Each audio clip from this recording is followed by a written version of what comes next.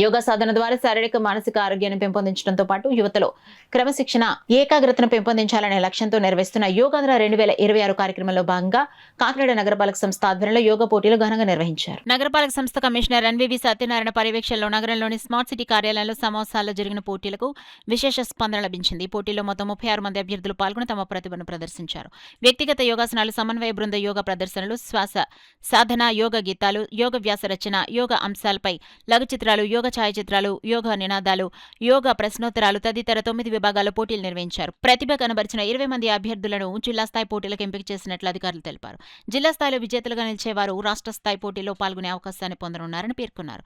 ఈ సందర్భంగా కమిషనర్ ఎన్వీవి సత్యనారాయణ మాట్లాడుతూ యోగం భారతీయ సంస్కృతికి ప్రతీకగా నిలిచిందని, ఆరోగ్యవంతమైన సమాజ నిర్మాణంలో యోగ సాధన కీలక పాత్ర పోషిస్తుందన్నారు. యోగాంధ్ర కార్యక్రమం ద్వారా అన్ని వయసుల వారిలో యోగంపై అవగాహన పెరుగుతుందని, పోటీల ద్వారా ప్రతిభావంతులు వెలుగులోకి వస్తున్నారని తెలిపారు. గత యోగాంధ్ర 2025 పోటీల్లో కాకినాడ నగరపాలక సంస్థ రాష్ట్ర స్థాయిలో 7 పురస్కారాలు సాధించి ప్రత్యేక గుర్తింపు పొందిందని గుర్తు చేశారు.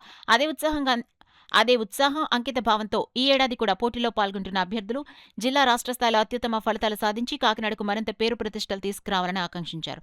పోటీల నిర్వహణలో విశేష సహకారం అందించిన యోగా గురువులు, న్యాయ నిర్ణేతలు సయ్యద్ యాసిన్, అర్జున్ రావు, కృష్ణమోహన్, ఎం సత్యబాబు, బి లక్ష్మి, వెంకటసాయి, శివకుమారి, చి సుధాదేవిలకు ప్రత్యేక కృతజ్ఞతలు తెలిపారు. అలాగే కార్యక్రమాన్ని విజయవంతం చేయడంలో సహకరించిన అధికారులకు, టీపీఆర్ఓ శైలజ, సంబంధిత విభాగ సిబ్బంది, శిక్షకులు మరియు పోటీలో పాల్గొన్న అభ్యర్థులందరికీ కాకినాడ నగరపాలక సంస్థ తరపున అభినందనలు, ధన్యవాదాలు తెలియజేశారు.